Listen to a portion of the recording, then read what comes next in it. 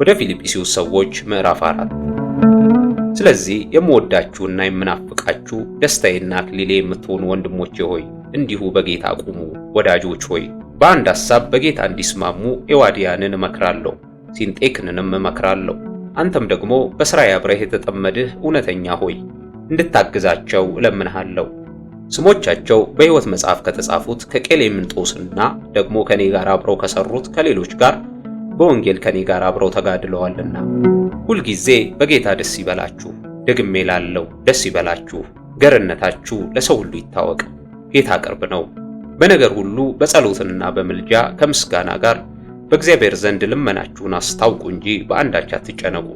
አእምሮንም ሁሉ የሚያልፍ የእግዚአብሔር ሰላም ልባችሁንና ሐሳባችሁን በክርስቶስ ኢየሱስ ይጠብቃል። በቀረውስ ወንድሞች ሆይ እውነተኛ የሆነውን ነገር ሁሉ፣ ጭምትነት ያለበትን ነገር ሁሉ፣ ጽድቅ የሆነውን ነገር ሁሉ፣ ንጹሕ የሆነውን ነገር ሁሉ፣ ፍቅር ያለበትን ነገር ሁሉ፣ መልካም ወሬ ያለበትን ነገር ሁሉ፣ በጎነትም ቢሆን ምስጋናም ቢሆን እነዚህን አስቡ። ከኔ የተማራችሁትንና የተቀበላችሁትን የሰማችሁትንም ያያችሁትንም እነዚህን አድርጉ። የሰላም አምላክ ከእናንተ ጋር ይሆናል። ነገር ግን አሁን ከጊዜ በኋላ ስለኔ እንደገና ልታስቡ ስለጀመራችሁ በጌታ እጅግ ደስ ይለኛል። ጊዜ አጣችሁ እንጂ ማሰብስ ታስቡ ነበረ። ይህንን ስል ስለ ጉድለት አልልም። የምኖርበት ኑሮ ይበቃኛል ማለትን ተምሬያለሁና። መዋረድንም አውቃለሁ፣ መብዛትንም አውቃለሁ። በእያንዳንዱ ነገር በነገር ሁሉ መጥገብና መራብን፣ መብዛትንና መጉደልን ተምሬያለሁ። ኃይልም በሚሰጠኝ በክርስቶስ ሁሉን እችላለሁ።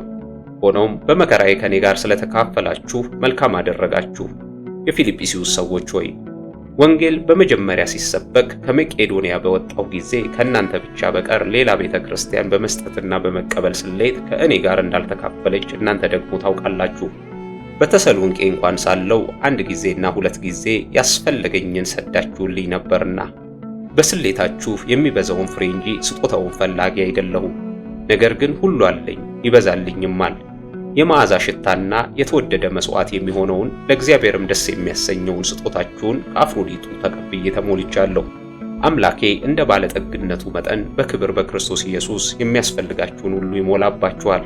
ለአምላካችንና ለአባታችንም እስከ ዘላለም ድረስ ክብር ይሁን፣ አሜን። ለቅዱሳን ሁሉ በክርስቶስ ኢየሱስ ሰላምታ አቅርቡ።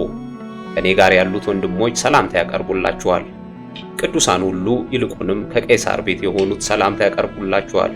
የጌታ ኢየሱስ ክርስቶስ ጸጋ ከመንፈሳችሁ ጋር ይሁን፣ አሜን።